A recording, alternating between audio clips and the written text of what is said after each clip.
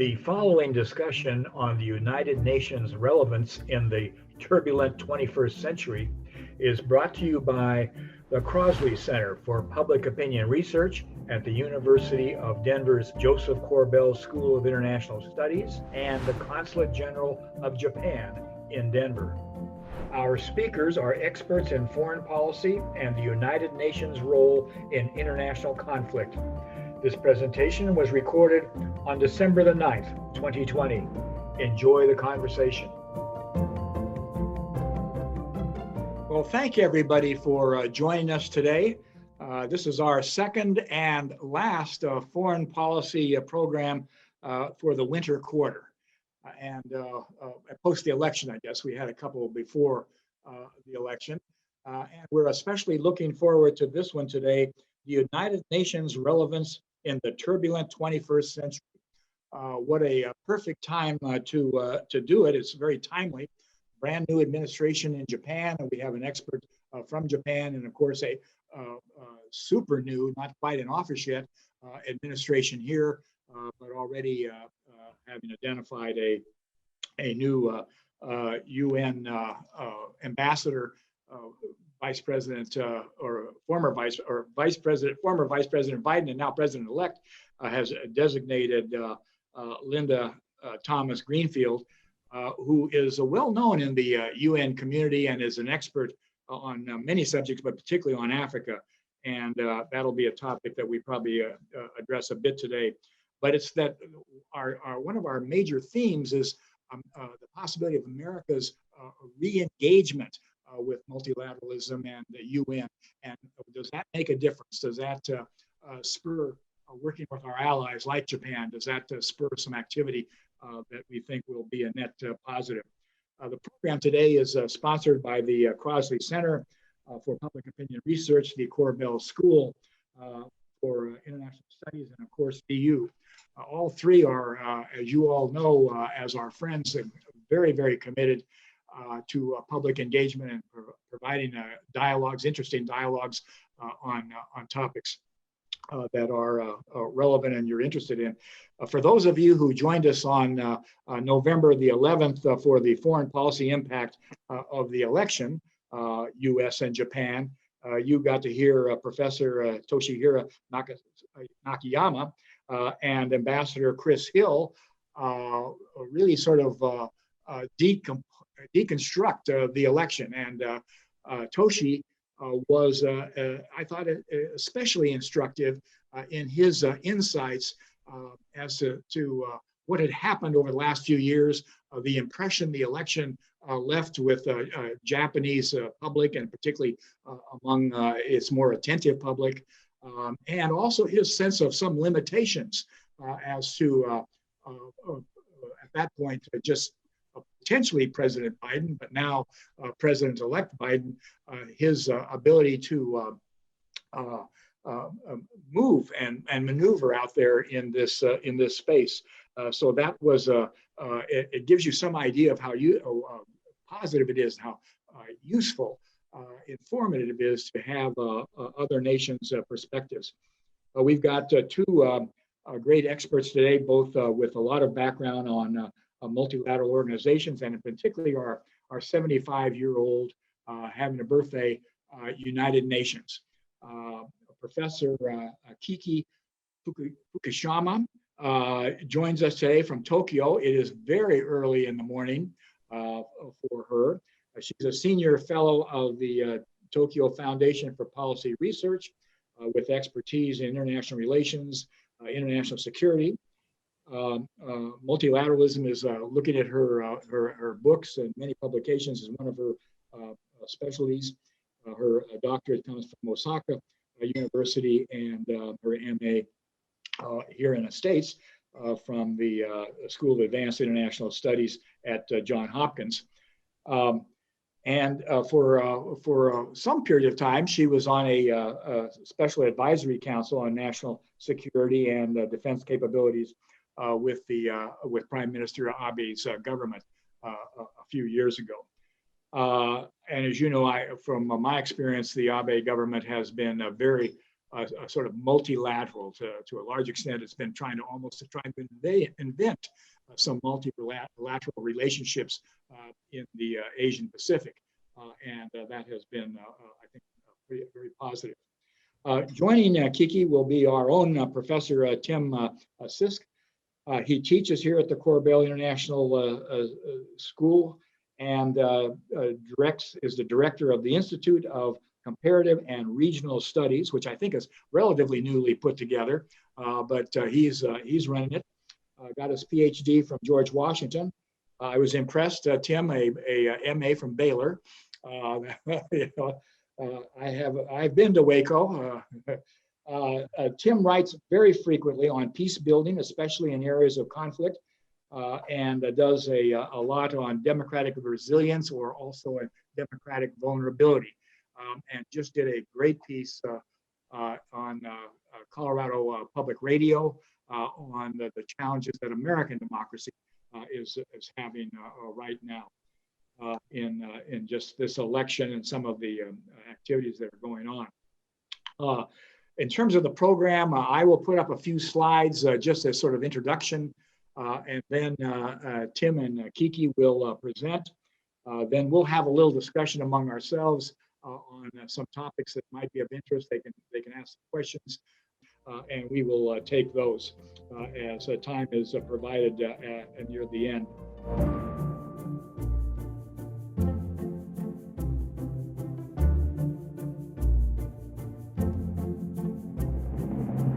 I wanted to start with a quick review of the speeches, the UN speeches that have been made in the last 4 years by President Trump, because we're talking to some extent about the US sort of re-engaging in multilateralism. And I think it's quite clear from those who have followed it, and especially if you've kind of listened to the speeches, obviously there's been lots of policies in between, executive orders, and in some cases legislation, but mostly executive decisions have made some tremendous differences. The first picture there is from the September 17 speech, and the last one, if you'll notice, people are spread apart and have masks.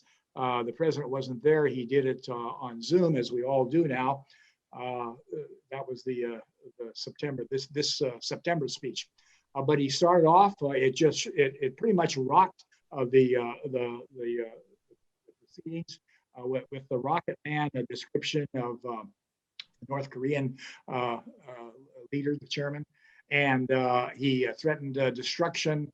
He talked about the Iran deal being bad for the United States. Gave the impression that it would not be reviewed favorably over the next year, and as I think everybody knows, it was. Headlines in the papers at that time, international papers, was the language and the tone and some of the sort of policies that were enunciated. It reminded people of Khrushchev or Castro or Gaddafi or Hugo Chavez. But it was quite a speech. In 18, it didn't change a great deal. He got his first laugh. He said he was had accomplished more than any president in history.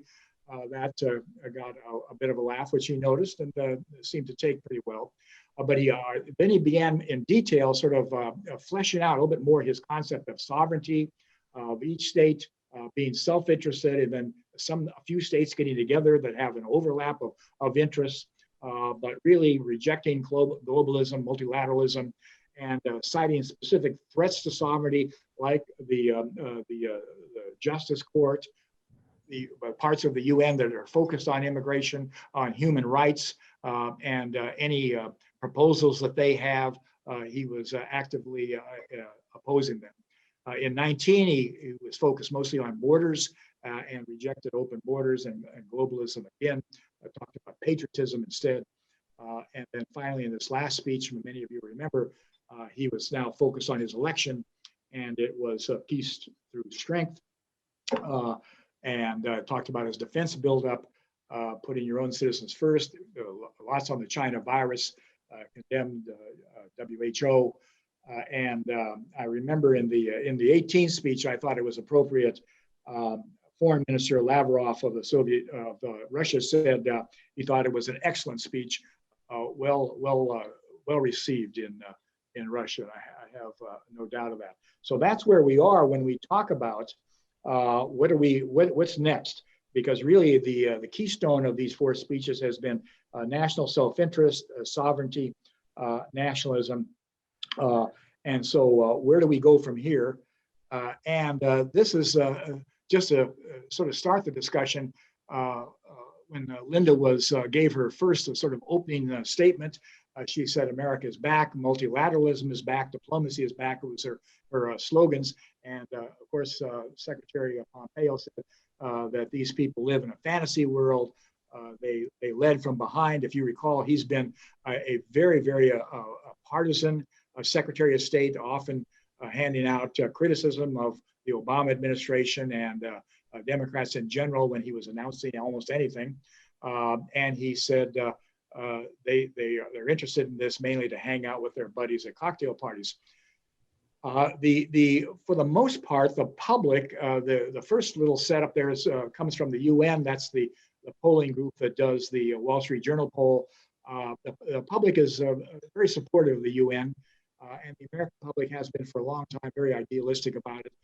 They specifically were asked this time about withdrawing from the WHO, and they said no. Pew Research does its usual world poll. It actually had 14 democratic countries in it. I have 11 down there in that little paren. But again, very favorable. America basically in the mean of that, or I guess it'd be a mode with that group. And but keep in mind that there's 35 or so percent that think it's doing a poor job. And we'll talk about that here in a second. And then Kiki, in one of her recent articles, cited this Gallup poll. They've been asking, does it do a good or poor job for a very long time? Notice anything stand out about that date when the Americans thought it was doing a fabulous job? Well, that was 9/11, 2002. And of course, at that moment, we were looking for friends. And we were looking at multilateralism and multilateral support. Today it's at about 43. And it is extremely, it is seen as necessary. So the American people are essentially idealistic, but they're also realistic. They're always sort of dissatisfied with getting things done. If it's supposed to help produce peace, where is it? That type of thing. And increasingly, this is something relatively new, while Republicans have historically been a little more oriented toward nationalism and sovereignty and the country first. It is much more today. So Republicans are a much more solid bloc, maybe half of them, sometimes a little bit more on some of the questions, taking the negative side of these things. So like everything in America, it's become a lot more positive. The one slide I tend to use, and I wanted to use it this time because our experts are also referred to the fact that multilateralism and the UN has lots of challenges out there. But these are challenges that I've talked about just specifically for Biden as he tries to shift the country through appointments and policies and legislation. That populism and polarization are with us. They're going to be around for quite a while. You can name the countries in which it's most intense out there. Nationalism and a lot of hostility to immigrants and refugees, widespread, and it still exists in our country. Here, globalism is in some retreat, lots of protectionism out there, where the Great Britain is right now in Brussels trying to sort its way through Brexit. So tariffs are in ascendance. Isolationism exists in both of our parties, both the Republican and Democratic Party. It has different kind of philosophies and emphasis, but bringing the troops home or staying home is sort of a regular refrain out there.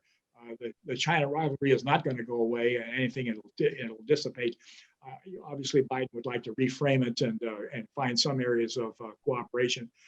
And his agenda, which I think is fairly clear, is America First is gone, but America Workers will be very important for him. That means in trade, in particular, he'll move very carefully.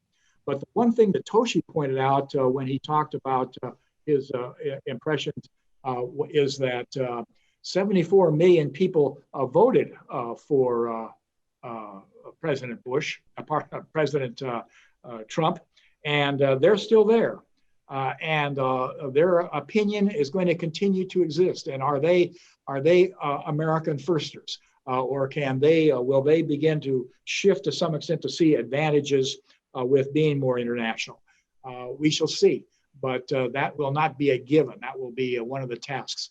And so I'm going to turn to Tim to go first, but these are the topics that were sort of identified by our guests and speakers: multilateralism, the UN goals, can they be advanced?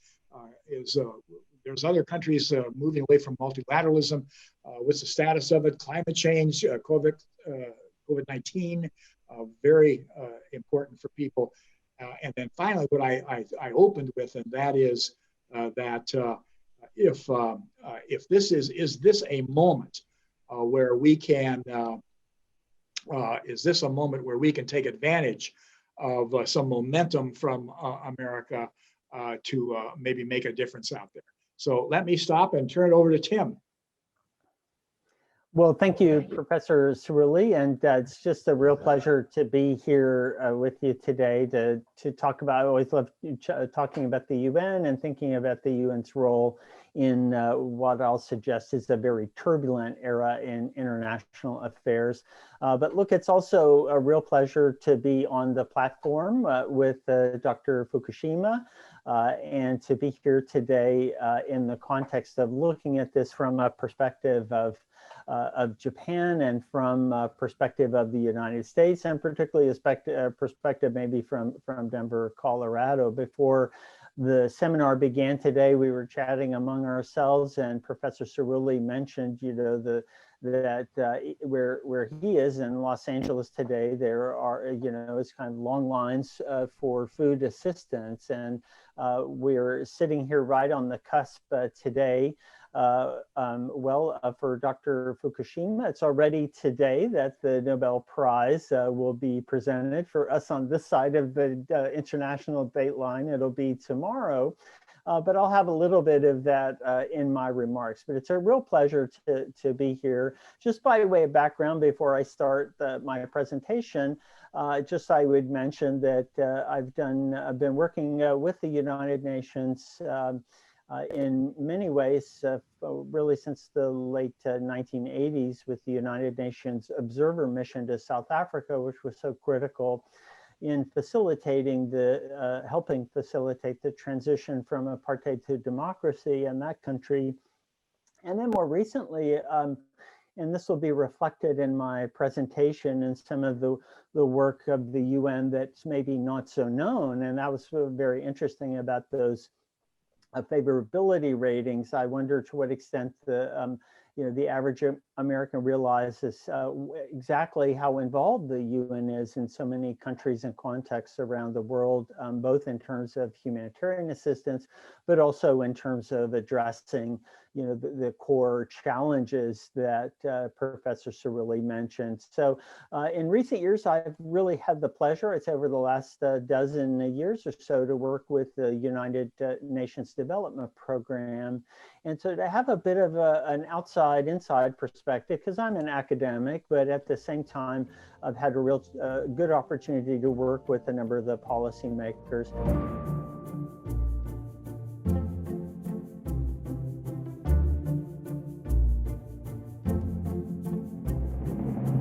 So absolutely, the way I see the role of the United Nations in 2020 as we approach 2021, it's a period of turbulence in the international system. I kind of think it's a little bit, in many ways, similar to 1989 with the collapse of the Soviet Union, the end of the Cold War, the rapid democratization of a number of countries around the world, the onset of a number of crises, including, for example, Bosnia-Herzegovina. We just had the 25th anniversary of the peace agreement there just this past week or so. But the period today is very much one of turbulence in the international system. And this concept goes back to in part to the international relations scholar James Rosenau, who talked about the relative stability of the Cold War dynamic in terms of international affairs, and now a lot of uncertainty. So it is turbulence, it's like choppy water. It is uncertainty really in terms of international affairs. And the UN finds itself sort of sitting in a way, just like it did in 1989, where it was kind of in the past. And I think Professor Cerulli mentioned the Khrushchev moment at the UN.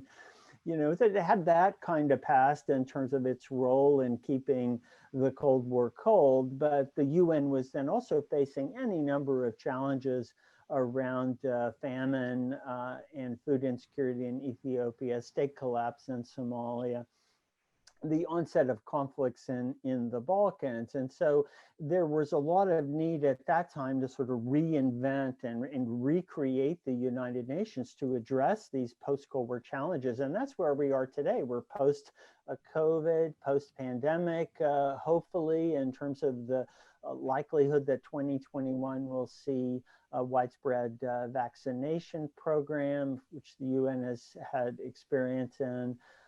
And I believe that, as was also mentioned, we're in the post-Trump period in which populism could be on the wane. It's certainly on the way out in the United States. And I think that the Biden administration, we can speculate about its role and relationship with the UN, but it will certainly be much different than those embarrassing speeches that Professor Cerulli mentioned from the Trump administration. So in my view, we're also looking at the necessity, once again, in the 2020s, much like we were in the early 1990s, to say, we've got to renew and reinvent and reconstruct the UN to deal with the current era. So I thought I would start with current events, and I'll just work through this and speak for maybe 15 minutes or so just on some of the key issues. My area of specialization is in the field of international peace and security, so I think the extent to which my remarks will be limited, which they need to be on such a big topic as the UN, it'll be around the kind of core crises that the UN is facing. So tomorrow or today, again, depending on where you're sitting, the Nobel Peace Prize will be awarded in Rome, which is quite unusual. Usually it's in Oslo City Hall, but the chairwoman of the Nobel Committee will award the prize to the World Food Program.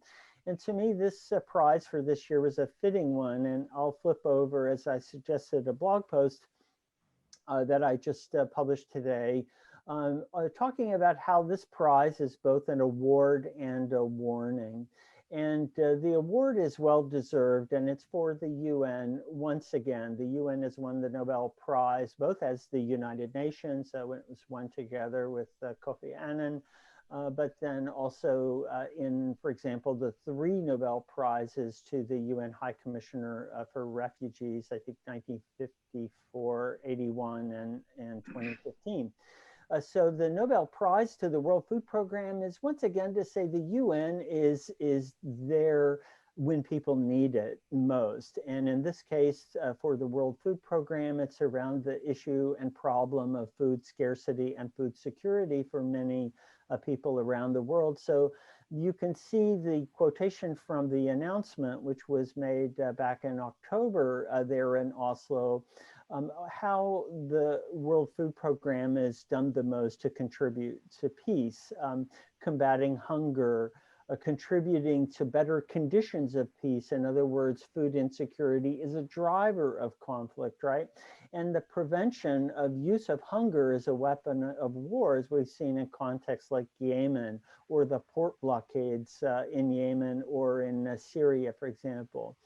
And so this week, too, just on December 1st, the Office of the High Commissioner for Humanitarian Affairs Mr. Wilcock released, a significant and downright scary report about 2021 and the international humanitarian crisis that the UN faces. More than 7 million people in 22 countries face acute hunger, the potential return of famine, much exacerbated by conflict conditions and escalation of new conflicts, such as in Ethiopia, in the Tigray region. More than 270 million people worldwide are food insecure. And this is, of course, will be worsened by the pandemic. We don't have time to get into all of the economic and social effects of the pandemic.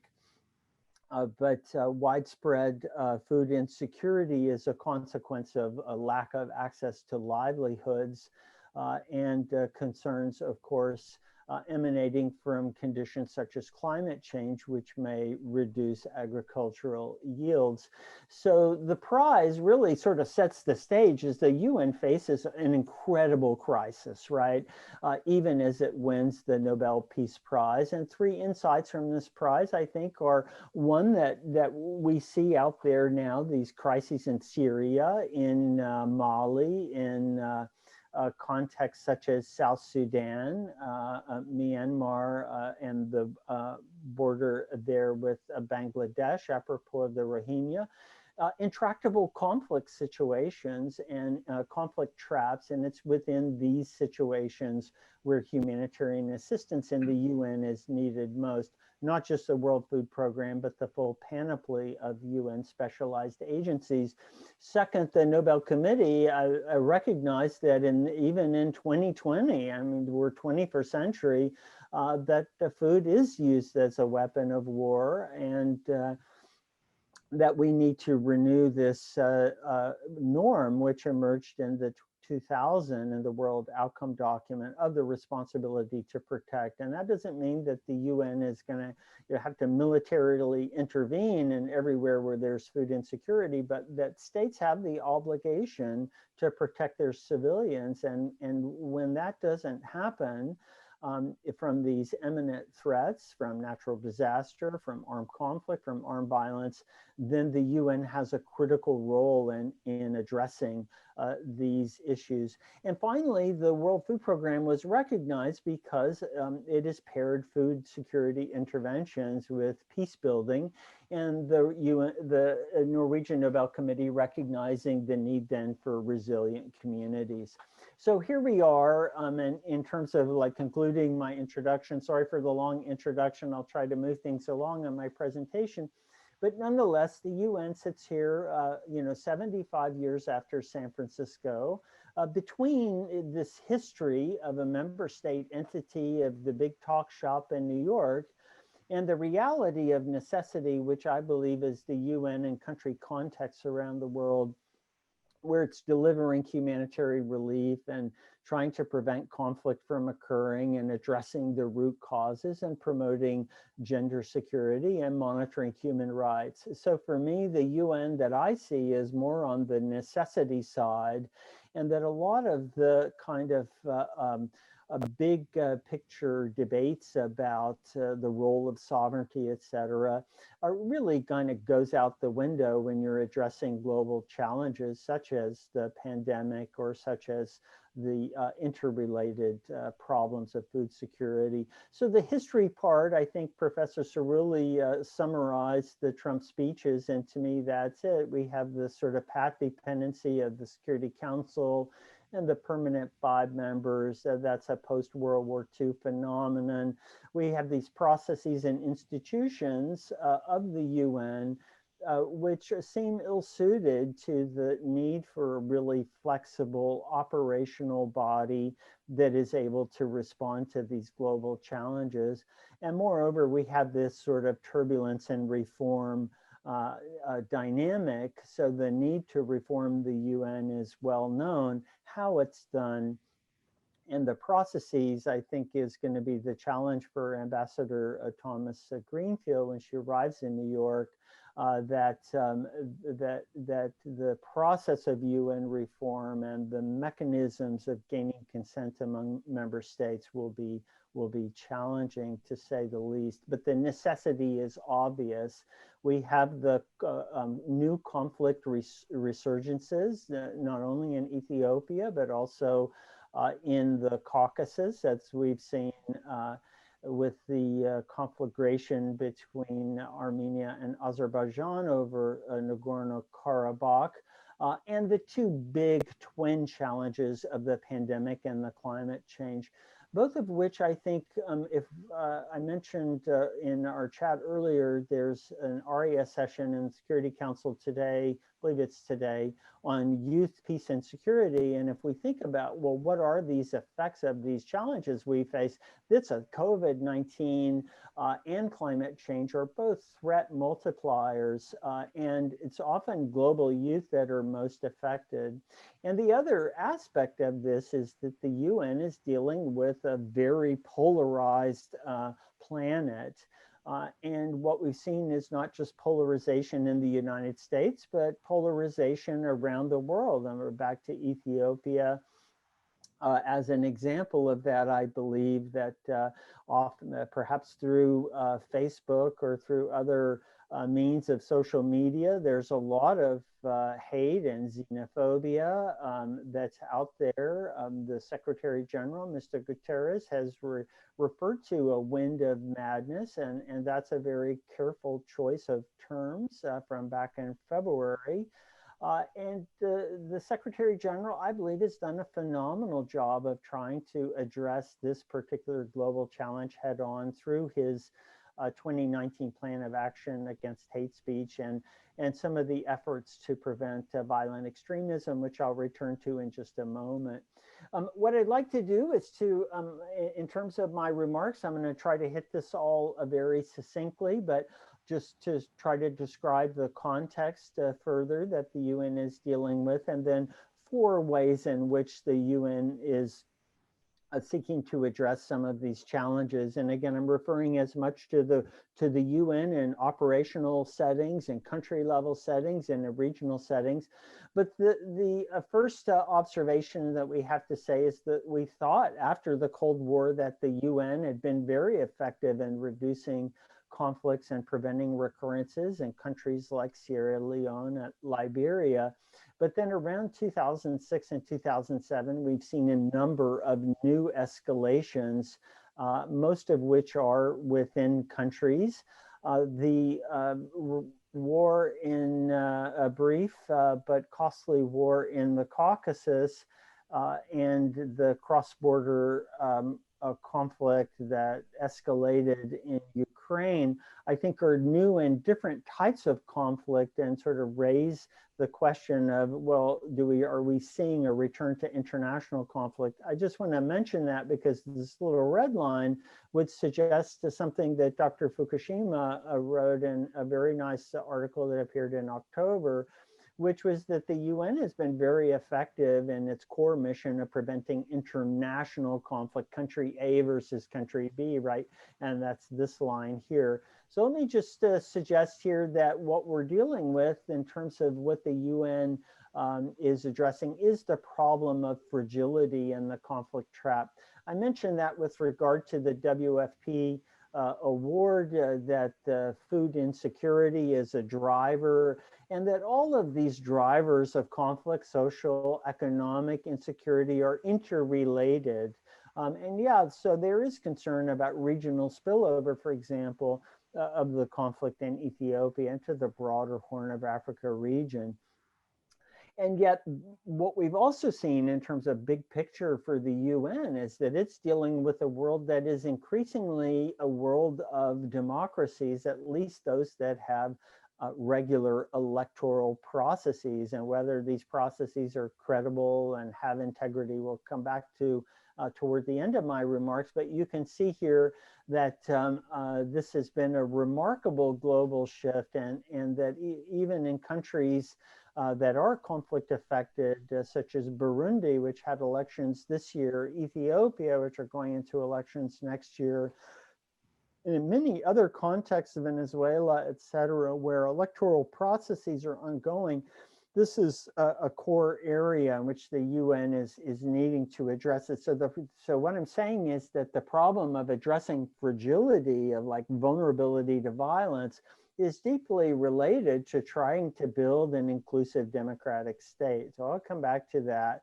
And yet democracy is in decline. And Professor Cerulli mentioned this as well, that the organizations such as the Varieties of Democracy Project at VDEM see that it's a worsening situation. So the UN is facing human rights issues. It's facing a lack of progress on the Sustainable Development Goals. It's seeing new escalations in conflict, transitions and democracies that are in peril from all kinds of these issues globally, some of which are short-term, immediate political challenges like we've seen in Ethiopia, economic challenges of for example, the decline in remittances into countries worldwide, and social challenges like a recent UN report just came out this very recently from UN Women on the effects of COVID pandemic on gender-based violence globally. So I'm painting a very dire picture for the UN, and it's a good reason that the UN is facing all of these kinds of issues that it's trying to address in many countries. How is it doing it? And I'll be very succinct here. It's my view that the UN is increasingly coming around to a concept, well, what ties peace, development, and security work together? And I think security and human rights is that it's around this concept of resilience, right? Resilient countries, resilient societies. And these are some of the areas that are most common where the UN is seeking to engage very deeply in these societies to build the basis for sustainable peace. So what is the UN doing? Here I'm to my 4 major points of my remarks here. First of all, the UN is engaged widely, at least in 22 countries at the moment, and honestly more extensively beyond that. The UN plays the role of mediator and honest broker. This is through the role of the special representatives of the Secretary General often, or through what are known as special political missions. And I think Dr. Fukushima knows well the case of UNAMA in Afghanistan. We could also think of the United Nations mission in Colombia in this regard. UN looks at mediation as getting to political settlements, that unless you have a political settlement and agreement in key conflict contexts that we see today, the UN can't do all of the other peace, security, and humanitarian work that it seeks to do. So this is the highest priority, and it's often seen through the Department of Peacekeeping and Peacemaking and Political Affairs. Department of Peacemaking and Peacebuilding Affairs. You get that right, where mediation and special political missions are managed, DPPA for those who are inside baseball on the UN. I always tell students that anytime you're working around the UN, it's like learning a foreign language. You need to know all these acronyms, but they're involved in trying to get peace agreements together. The talks on Syria were ongoing in Geneva just earlier this fall, and facing really difficult challenges because we're between some of these norms of the UN, such as gender inclusivity and 1325 for Security Council Resolution 1325 that says, yeah, we need women, that women must be at the table for these political settlements to be meaningful and sustainable. I think the key issue for me on the issue of political settlements is that solving wars is more difficult now than it was in the early 1990s, or particularly the mid 1990s. There's a lot of reasons for that, but conflicts are less ripe for resolution. Libya, Syria, Yemen, very, very intractable conflicts. And I think in these most urgent humanitarian contexts, the UN is facing difficulty, significant difficulty in trying to harness regional, international, local actors all at once to get a peace agreement. This is a critical concern and something that I think the U.S. Absence has contributed to, the U.S. absence in these peace processes, that having a strong broker backing the UN is critical, a strong member state like the United States. Secondly, the UN is extremely involved worldwide in electoral processes. A little chart here, you probably can't read it so well on your computer, but basically what it says is that in any given year, you might have 60 to 70 countries that go to the UN's Electoral Assistance Division for help. And that's because, in part, elections are conflict inducing. They can be, they're a vulnerability to violence, yet they're critical for progress. So even in a very war-torn country like Libya, look, the way out is through a new electoral process. And so the UN's involvement in these elections and trying to get a good electoral system in place, to try to get all the pieces in place for credible elections, the UN is very involved. What it's not involved in, I think, is also important. It's not so involved in election monitoring. That's a historical situation where the UN, like in Angola in the early 90s, actually monitored election. And sometimes I think the UN could get back into the election monitoring business. The third area that the UN is most involved in is what is kind of in the jargon been called peace building as state building. And it basically says that, yeah, you can get a peace agreement, and if you're lucky enough, you get a good election, but then the hard work starts.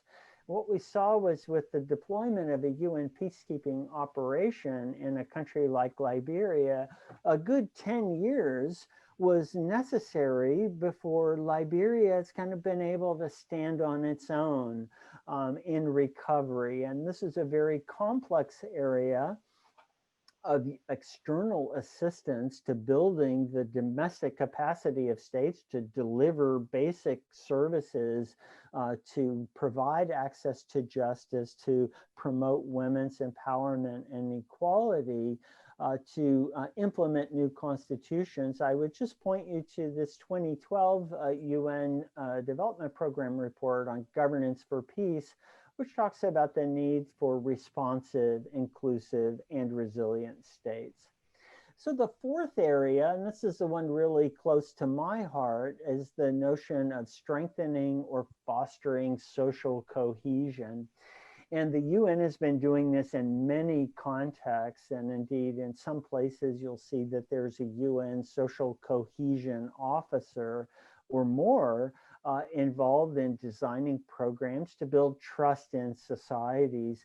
Colombia is a fantastic case study and example of this, but the UN does this through very direct approaches of facilitating dialogues at national and local levels, and helping locals build networks for peace and these infrastructures for peace as they're known. And then secondly, through indirect approaches, and some of these are especially close to my heart, so-called armed violence reduction programs, as we've seen in the Americas, particularly Central America, where armed violence reduction is contributing to social cohesion, but also environment for peace, health for peace, sport for peace programming. And perhaps in another session, Professor Cerulli will put it on. We'll talk about sport for peace, because I think that's a really important and new area, in part because it speaks to the youth crisis, which I mentioned potentially, and also the need to prevent violent extremism. So the UN Office of Drugs and Crime has been very active in this area. and really addressing some of the underlying root causes of conflict. So what is my conclusion? My conclusion is that as the Biden administration re-engages, I hope that there is a receptivity to the United States re-engaging, because it's been a while that the US has been a spoiler in global governance. And so I don't think it's going to be so easy for the United States to re-enter the Paris Accord and the Council of Parties, to re-engage on some of these important multilateral processes. In terms of re-engaging for the UN, if I was sitting there on First Avenue at US UN, I think the most important thing is for the United States to take a lead in addressing the humanitarian crises globally, to be visibly involved in seeking to remediate the effects of the pandemic. So if there's an antonym to vaccine nationalism, I think that's the US needs to get into a posture of that, and also with regard to addressing some of these humanitarian crises, the U.S. has capacities and capabilities that can be put to good use. The second is, I believe that reform of the UN is not enough. The UN needs what I would call renewal and renovation, which is much different than reform. The renewal part is commitment. The renovation part is going back to those historical norms, those processes, those institutions. And I believe the US should see that it's in its own interest to reform the Security Council that's sitting there with China and Russia, and maybe some World War II other powers. Is not the way to engage in an effective system of global governance. And so personally, I would like to see reform of the Security Council, although we're always back to the same question of how that could occur. Finally, I think that this renewal of the UN in country context, I think there's so many myths about the UN and what it does. For me, it's most effective when it calls out human rights abuses in countries through the OHR, Office of the High Commissioner for Human Rights, OHCHR, and when it engages in conflict prevention and peacemaking, peace building, and fostering realization of what's called SDG 16, which is the need for peaceful and inclusive society. So I think it's time for a new agenda for peace. All of those things that you can see there: human rights, taming international conflict, meeting human needs. That's what renewal and renovation of the UN may need. Professor Cerulli began his presentation with the UN in New York. I'm ending mine with a picture of the UN in Geneva. This was not planned, but for me, I think I'll put it on the table that perhaps the time has come to reconsider the location of the UN in New York, and that perhaps thinking of the UN as a more truly global body might suggest a return to the Palais des Nations. But that's my own view on that. Thank you. And I'm sorry it took a little bit of time, but I wanted to sort of lay out what I thought were, kind of a widespread agenda, some considerable pessimism with a slight tinge of optimism for the UN going forward. So thank you very much. Thank you, Professor. We will definitely attempt to do something next year related to sports, and specifically the Olympics. Obviously, it's a intense and interested question in Japan, and so I'm confident that we can find some policymakers and academics there that would be interested. I know Professor Fukushima is no doubt going to be thinking about that as she gets ready to present here. I also appreciate, Tim, your thoughts on maybe the first thing for a Biden to do would be to get a hold of or to show leadership on COVID. The whole world is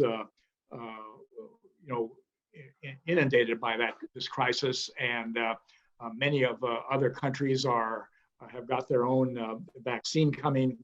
we've gone a separate way, that might be an early place to get some cooperation and coordination. So I noticed that we don't have too many questions yet or comments, and I would encourage people to please put those down in terms of thinking about our relationship with Japan, and also just other foreign policy questions that are come to your mind as we begin this transition. Because as you can see, listening to Tim, he has a very long experience with the UN, and just knows what's going on in so many places in the world. So let me now turn it over to Kiki and let her get started. We appreciate your getting up early and bringing the perspective from the Pacific. Thank you. Thank you. I first of all would like to thank Professor Sully and Professor Sisk for this opportunity to join this program online from Tokyo.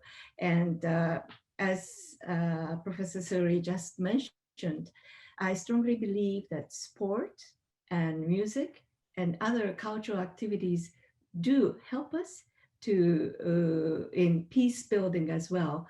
And I really appreciate your remark. In my initial remark, as per requested, I would like to cover 3 points.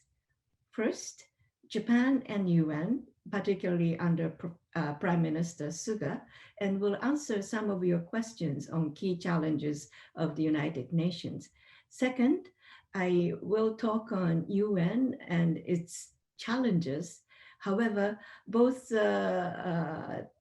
Professor Sully and Professor Sisk have made such an extensive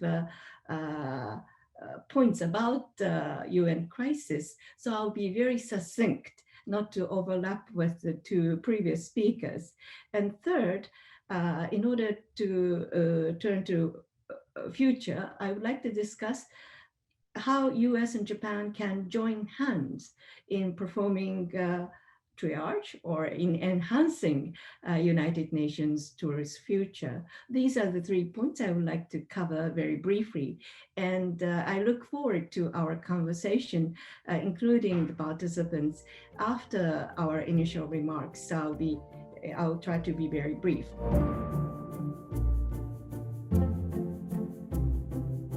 My first point, Japan and United Nations, its history in a snapshot and a policy under Prime Minister Suga.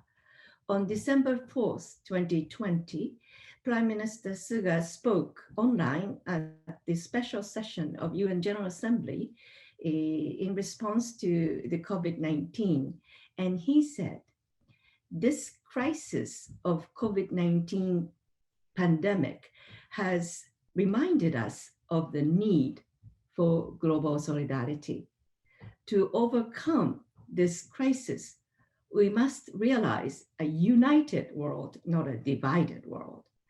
Japan stands ready to cooperate with other member states.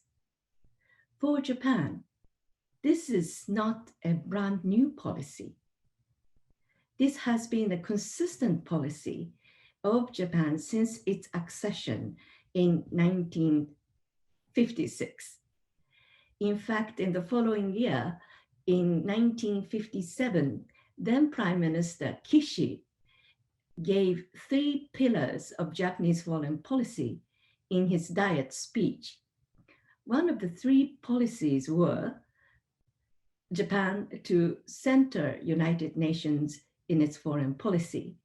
This policy has come to be known as UN-centered diplomacy. And despite paralysis or less than expected role of the United Nations, Japan has maintained this UN-centered diplomacy all the way through to now.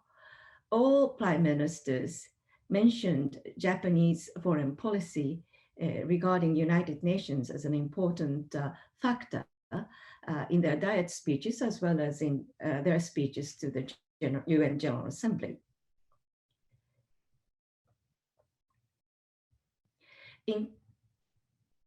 In fact, Japan, as a member state, has played an active role in supporting UN's efforts for the maintenance of international peace and security. There are many examples, but let me skip the examples and suffice me to say that on the aim of addressing the root causes of conflicts, Japan favors a comprehensive approach to address such issues as human security and poverty and inequality reduction. As is described in 2013 National Security Strategy, which I participated in drafting, Japan identifies development as an important element combined with its defense and diplomacy. And this is a way to secure global peace and way on SDGs.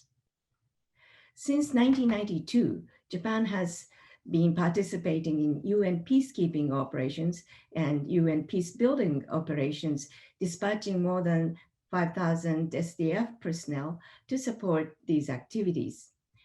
Moreover, Japan bears a major part of the cost of peacekeeping operations. Since 2013, Japan is conducting capacity building of peacekeepers in Asia and Africa and drafts manuals for peacekeepers. One salient feature of armed conflicts in recent years is the fact that civilians comprise more than 80% of the casualties, or even more. While armed conflicts gives rise to humanitarian crisis, it can also instantly wipe out the results of development efforts. Conflicts leave weakened or no government. Assistance to such weak states has become a key international issue, as was described by Tim. Japan has undertaken efforts to implement DDR, nation building and humanitarian assistance, as well as election monitoring and so forth, in order to promote human security and consolidation of peace. Japan has engaged in peace building in Iraq, Afghanistan, Sri Lanka, Mindanao, East Timor, Kosovo, and South Sudan. I have been to some of these conflict-ridden communities and have witnessed how tough peace building is. These efforts are led by many Japanese individuals, including late Madame Sadako Ogata, who headed UNHCR as a High Commissioner and subsequently headed JICA, who insisted in seamless assistance to conflict-ridden countries in peace building in order to assist repatriation of refugees. She initiated Imagine Coexistence Project, and her program included the question of identity as well. People in conflict affected communities cannot go back to their identities prior to conflicts. So we have to find a way to allow them to have multiple identities after the conflict. And here, sports plays an enormous role. For example, soccer has played a major role in these reconciliation process. As Professor Silly plans to have sports and peace building session next year, I will not go into this topic any further, but I like to stress that identities are critical in peace building efforts. With Madame Izumi Nakamitsu, UN Undersecretary General and High Representative for Disarmament Affairs, and her other Japanese colleagues in the organization, Japan continues to regard UN as an important platform to address global issues. Prime Minister Suga at the 75th session of the United Nations General Assembly called on all of us to unite in solidarity so we can turn the current crisis of COVID-19 into an opportunity to reinforce our cooperation.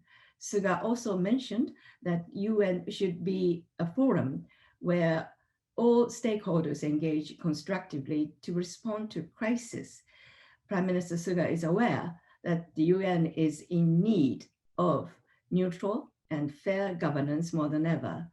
Japan stands ready to cooperate with the US and other willing member states to enhance the United Nations, or if I may borrow from Tim, to renew and renovate the United Nations. This brings me to my second point. The UN at the age of 75, as was clearly mentioned by Tim and Professor Syria as well, the UN has to refit itself for creating a new and much needed balance suitable for the 21st century to stay relevant. I have written this in my recent article. I trust that we can have the UN capable of preventing and responding to global security challenges. Unless global security is garnered, respective states cannot have their security, state security, as well as human security. Those security will be in danger. Lately, the United Nations has been criticized for its insufficiency. But despite its paralysis and less than expected performances, I would like to underscore that we should not lose sight of the fact that UN has achieved its original mission of preventing another world war. So it should have credit there. Moreover, I believe the UN has also contributed to a whole spectrum of international agenda, most notably human rights. In the response to the question of what is the current global context on key issues, I argue that threats to UN faces, threats the United Nations faces today are diversifying and interconnected. Speaking of threats, what comes to our mind today, first and foremost, is of course the pandemic. However, beyond the pandemic, the list of threats to security includes climate change, poverty, food shortage, widening inequality, terrorism, proliferation of weapons of mass destruction, and sharing conflicts.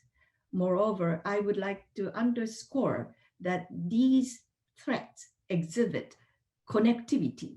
They are interconnected. Tim has referred to a Nobel Prize to WFP and has referred to food shortage and its link to conflicts. This is the point I would like to make. The COVID-19, for example, unlike a previous infectious disease like Ebola or SARS, has hit all countries around the globe, regardless of developmental stage. Furthermore, the impact of the COVID-19 is not limited to health, but its knock-on effect goes to economic, political, and even cultural fields. The United Nations, if it remains relevant for member states, need to address these broadening and yet interconnected global agenda. Another challenge I would like to allude to is peacekeeping and peace building. Tim has referred to it in length, so I'll be very short. Peacekeeping operations, or Blue Helmet, has been an icon of the United Nations. Practitioners in the United Nations and beyond advise me that this icon may lose its shine. There are challenges such as mandates and resources are much less than expectations, protection of civilians, protection of lives of peacekeepers, and lack of political will, and so on. These make operations very tough and difficult. However, I would like to recall that President Obama initiated a peacekeeping summit while he was the president, and that tradition is still maintained in a form of peacekeeping ministerial.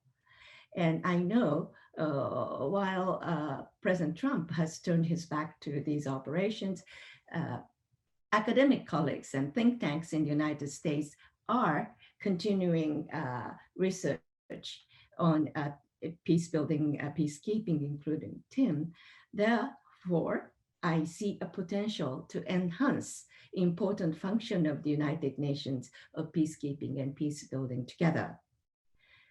Despite numerous complaints lodged, I believe the UN is the only global organization as a platform for member states to work together to address these interconnected global issues. Thus, we need to enhance United Nations and its specialized agencies. At the UN, while some member states are disappointed with the organization, some are anxious to use the organization for its interest, including expanding its influence in international relations, creating standards convenient for oneself, or stir international politics to one's liking. If we fail to promote multilateralism, including the United Nations, we may suffer from its consequences. We should not make the UN a blanket with holes, but a blanket to warm us. Having said that, this brings me to my last point. The US-Japan cooperation in enhancing the United Nations and its specialized agencies. Is there a chance for the US and Japan to cooperate in enhancing the United Nations? My response is yes, there is. Freud has cited Gallup and Pew Research Center poll results. And Pew Research Center poll conducted in summer 2020 reported that publics in 14 advanced economies surveyed responded that even if cooperation requires compromise, they support cooperation than competition.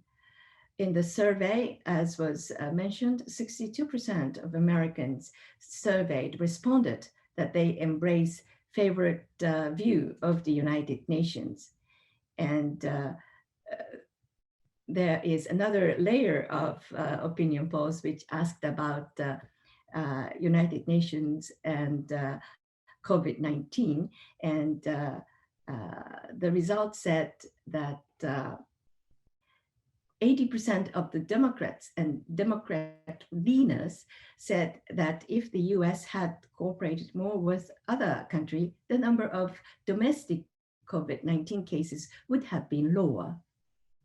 So there is a good ground for United States to work in multilateralism and in the United Nations.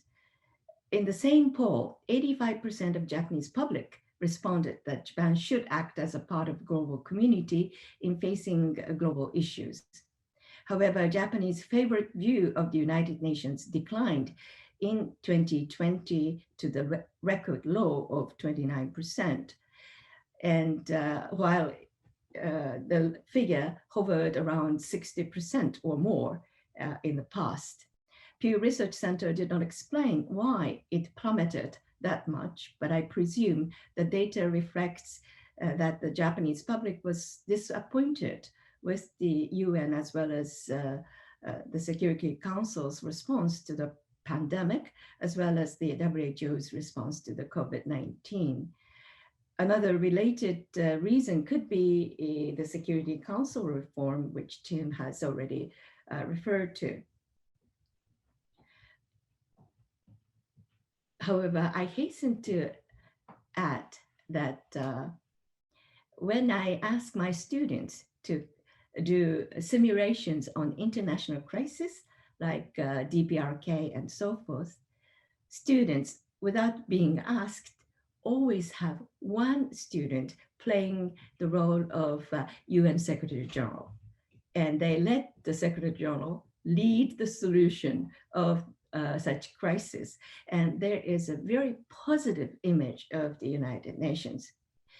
On the Security Council reform, when UN was created, the total number of the members was only 51. But in 2020, it reached 193.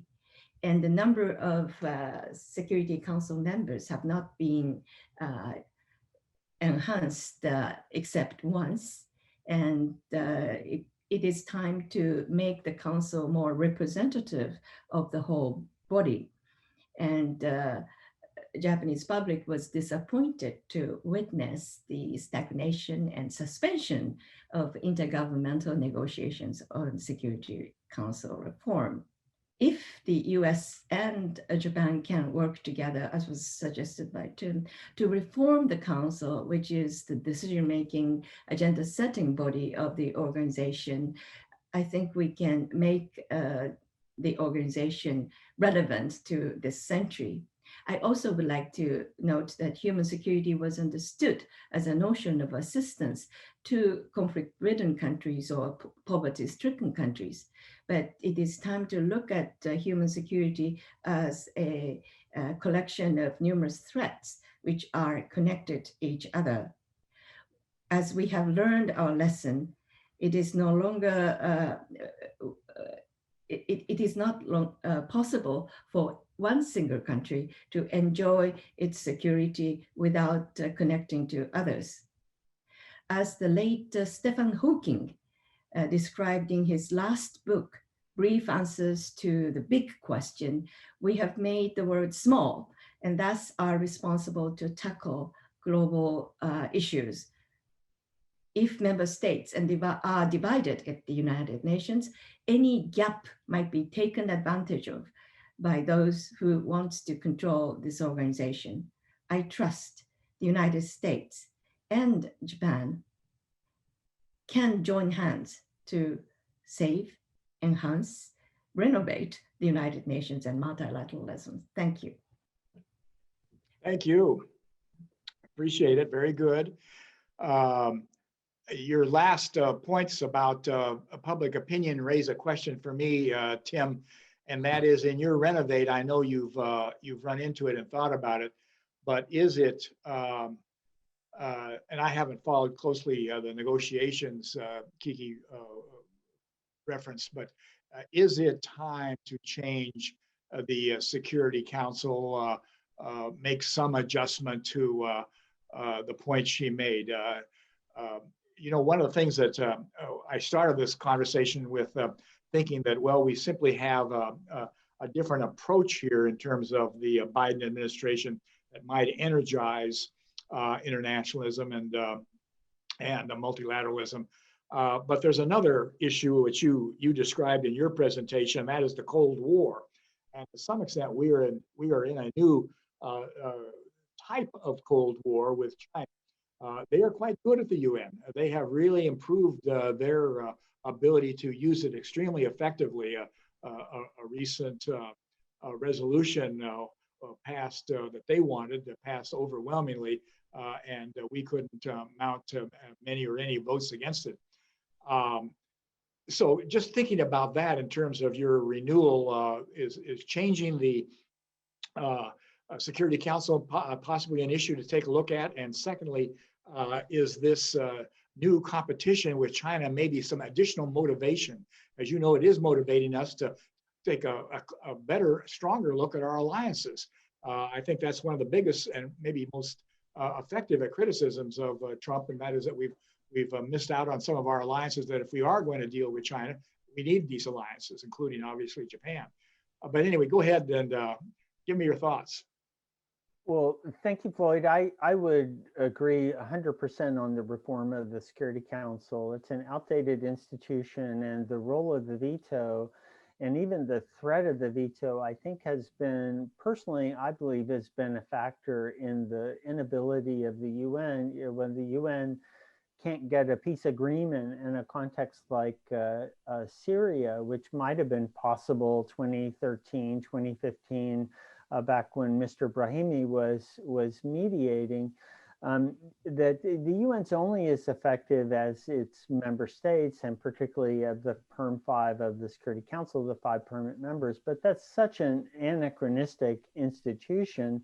There are no shortage of alternatives of the way that the big powers, including the United States, could recognize the simple fact of China's rise, which you mentioned, but also the importance of countries like India and South Africa and now regional powers like even Colombia, that one could think about a system of weighted voting, different types of institutional arrangements that could get over the basic idea that any one of these five, victorious powers from 75 years ago can block effective action by the UN. So there needs to be a balance between some sort of tyranny of majority rule and the permanent veto as we have it. Swedish scholars like Peter Wallenstein have done well to try to imagine the ways the UN Security Council could be reformed. So I couldn't agree more. I think it's one of the most important things that could be done. I kind of had a thought this morning. I was thinking about our event. I was out for a little bike ride, and I was thinking about the idea that, well, President Biden has pledged to be a one-term president, right? So perhaps he doesn't have the political consideration other than his concern for the next Democratic campaign. Would he be the president that gave away the U.S. veto at the UN? It could be very vulnerable politically. The Democratic Party could be, but I think this needs to be better understood what the UN can do and how this fits United States security. And this is something Dr. Fukushima mentioned, that it's actually in the interest of the United States to invest in things like peacekeeping. It's much cheaper, frankly, and much more efficient and much less risky for Americans to engage in multilateral peacekeeping than it is to try to be the world's policeman. And so for me, I think what the case that needs to be made to the American people is that reform of the Security Council, investing in peacekeeping, as she well mentioned, that this is international interest. This isn't like giving away the U.S. veto. This is securing a better world so the U.S. Doesn't face these interconnected threats of terrorism that emanate from these countries where there are poor life opportunities for young people. So I think this is one of the most important things. The other thing that Professor Fukushima mentioned, I think, is absolutely critical, is let's not underestimate the role of the UN and particularly the High Commissioner for Human Rights. I think Madame Bachelet, the current OHCHR, would have been a fantastic Nobel laureate this year as well. So to me, I think this is an important role that the UN can play in combating some of the polarization that we've seen globally. But I was also, just to conclude here, was pleased very much with the description of Japan. It reminds me very much of a country I know well, the role of Norway, also as having a UN-centric foreign policy. I don't know that a US administration with our political culture could get away with articulating it that way, but it is actually in our national interest, be it on COVID, be it on climate change, or for our own peace and security, to have a UN-centric foreign policy. Although I don't know if an American politician could get away with saying that. But nonetheless, these were some fantastic points by my co-panelists here.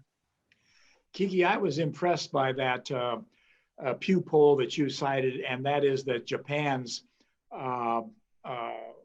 favorability on the UN had collapsed so much. It may be related to your thought on the shape of the Security Council and some discussion in the country. I thought just when I first saw it, I thought, well, maybe they were angry, or they blamed the UN to some extent and the international community in general for the loss of the Olympics. But your thought it had to do with their being delayed on the COVID is right.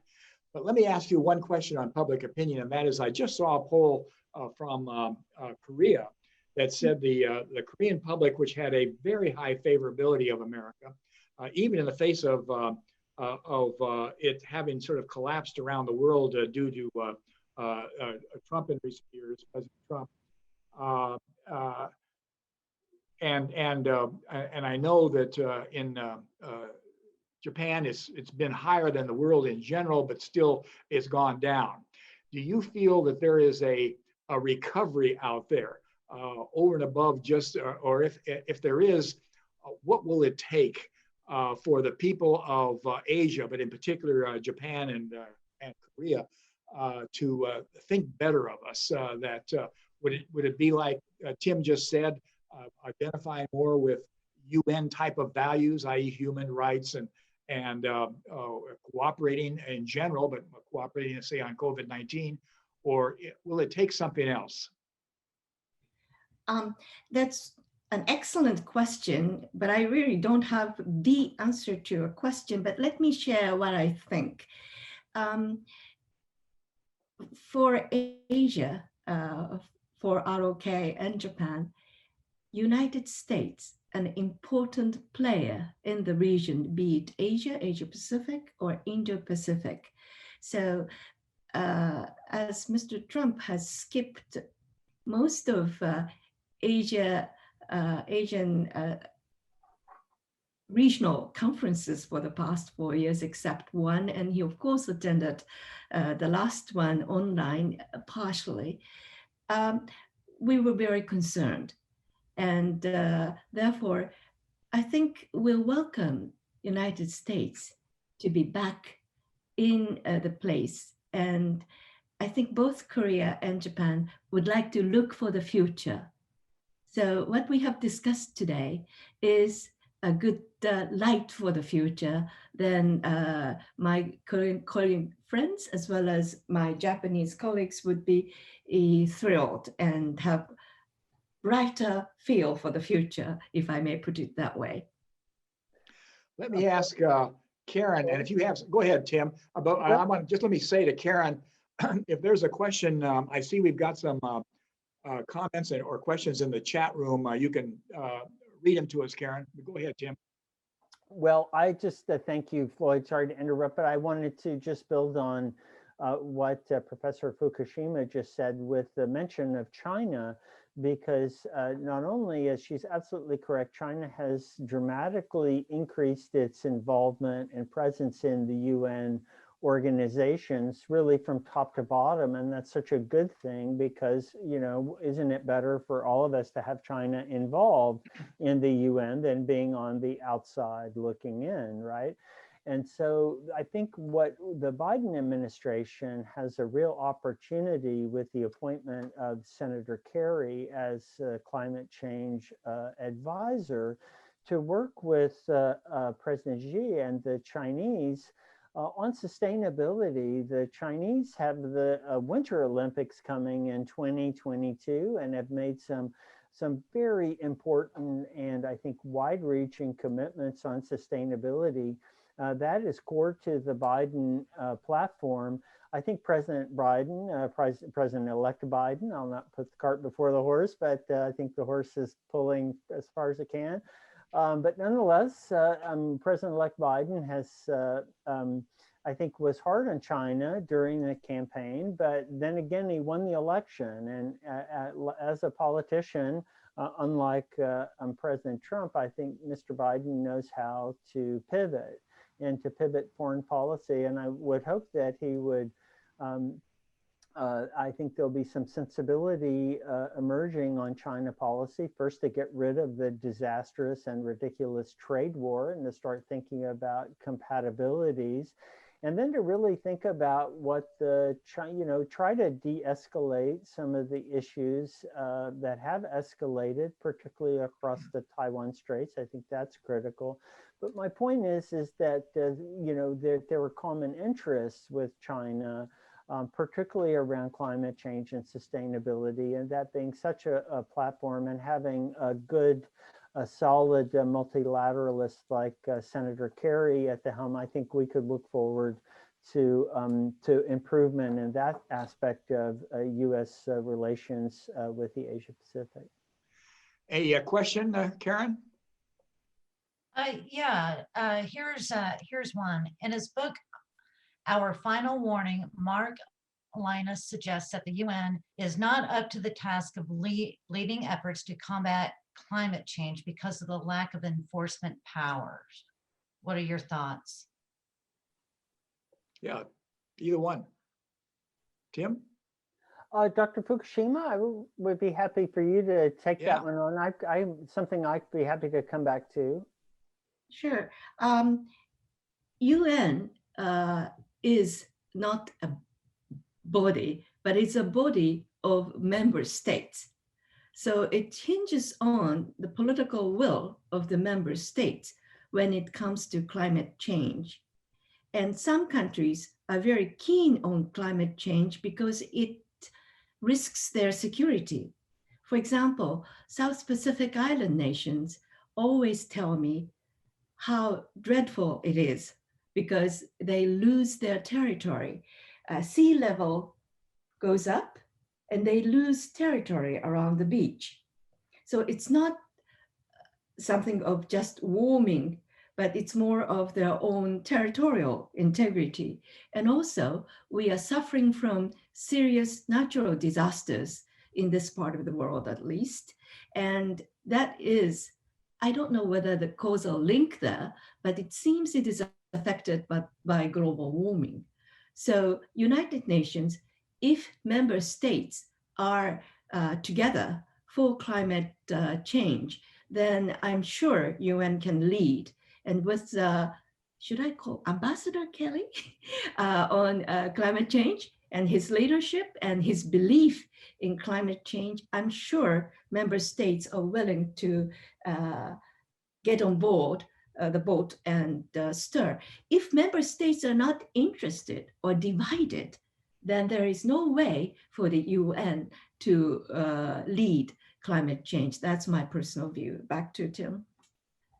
Well, thank you. And I think the questioners made actually a very good point that the UN is mostly about carrot, right, and not about stick, and that the climate change issue is one of these global governance issues in which the UN doesn't really have, well, I'm sorry to use the jargon, but as an academic, I can't help myself, that don't have reactions to non-compliance very well.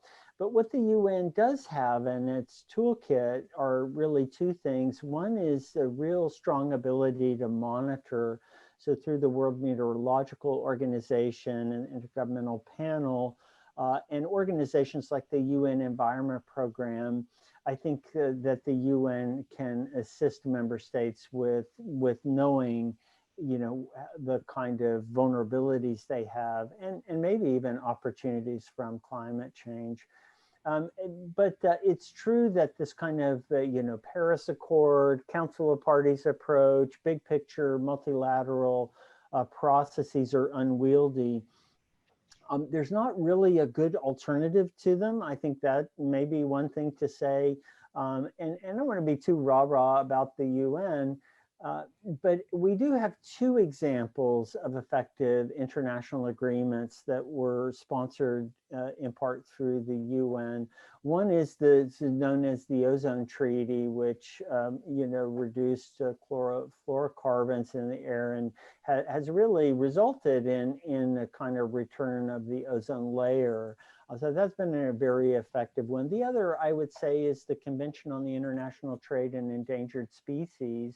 Not that it's not an endangered species crisis around the world, there certainly is, but CITES has been a fairly effective regime in reducing the wildlife trade. In my view, so we've got to look at each of these areas that are like global governance, like climate, like wildlife and nature conservation, like management of the oceans, and go, yeah, the UN and all of these kind of multilateral things, it's a very challenging process, but we don't really have a great alternative. The one thing we can't do is ignore them as problems. And so this global governance stuff is hard, and that the UN is part of helping orchestrate member states to do this. And the final thing I would say about it is that I think it's also true that not everything has to be solved by the UN or addressed by the UN.